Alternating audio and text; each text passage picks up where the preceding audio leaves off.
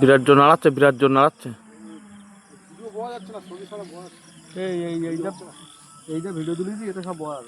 হ্যাঁ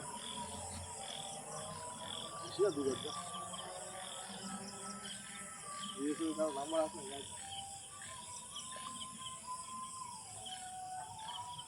হচ্ছে বলতলা।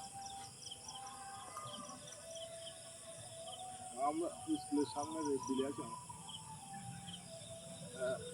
ওই রাস্তায় তো লাইট তো বোঝা যাচ্ছে না, বিলের তো ভালো অন্ধকার তো বোঝা যাচ্ছে না।